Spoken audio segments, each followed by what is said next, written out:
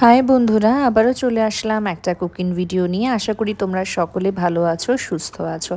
আসলে অনেক দিন বাদে ইচ্ছে করলো একটু সর্ষে পাবদা করার জন্য। লাস্ট ডে লুলু মার্কেটে কিন্তু পাবদা মাছ খুব ফ্রেশ পেয়েছিলাম। আর যেহেতুই দেখতেই পাচ্ছ পাবদা মাছটা অনেকটা বড়, তাই খুব সাবধানতার সাথে পাবদা মাছটা কিন্তু ভেজে নিয়ে নিয়েছি। আর এর সাথে কিন্তু টমেটো এবং একটু অনিয়ন একটু আমি পেস্ট করে নিয়েছি। টমেটো আর অনিয়ন পেস্ট করার এটাই কারণ, একটু গ্রেভিটা আমি ঠিক করব।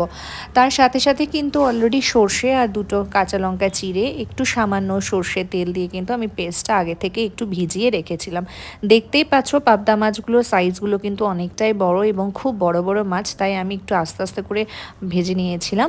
আর একটা কথা বলে রাখি, সর্ষে পাবদা যখন করা হয় বা বাড়িতে তোমরা যখন করবে, পাবদা মাছটা কিন্তু অত কড়া করে ভাজবে না, সামান্য করে ভেজেই উল্টো পিঠ সোজা পিঠ করে নিয়ে নেবে।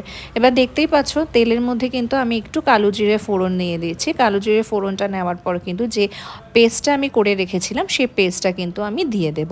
এই পেস্টটা কিছুক্ষণ 5 থেকে 10 মিনিট একটু মিডিয়াম আঁচে ভালো করে নাড়াচাড়া করে নেব, যতক্ষণ না তার থেকে একটু তেল বেরোচ্ছে।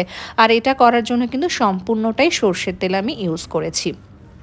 এরপরে দেখতেই পাচ্ছ পেস্টটাকে কিন্তু ভালো করে আমি এটাকে নাড়াচাড়া করে দেখো এটার একটা সুন্দর কালার চলে এসেছে, অলরেডি তেলটা কিন্তু ছেড়ে দিয়েছে। এরপর কিন্তু আমি যেই সর্ষেটা আমি ভিজিয়ে রেখেছিলাম অর্থাৎ সামান্য জল দিয়ে ওই পেস্টটা কিন্তু এর সাথে মিক্সিং করে দেব। এখানে জানোই যে সর্ষে এখানে কোনো আর এক্সট্রা কোনো মশলা লাগে না। দেখতে পাচ্ছ একটুখানি গুলিয়ে আমি সামান্য নুন কিন্তু এখান থেকে আগের থেকে একটু অ্যাড করে নিয়েছিলাম। এবারে সর্ষেটাকে ভালো করে এর সাথে কিন্তু মিক্স করে নেব। আর তোমরা যদি একটু গ্রেভিটা ঠিক রাখতে চাও তাহলে এভাবেই নাড়াচাড়া করবার। আমি সামান্য একটু জল দিয়েছি একটু গ্রেভিটাকে আর একটু বাড়ানোর জন্য। অলরেডি কিন্তু মাছটা আমি ভেজে রেখেছি পাশে, দেখতেই পাচ্ছ। এবার কিন্তু মাছ দেখতে দেখতে কিন্তু একদমই গ্রেভিটা ঠিক হয়ে এসেছে। আমি উপর থেকে সামান্য একটু জল দিয়ে দিয়েছিলাম মাঝখানে।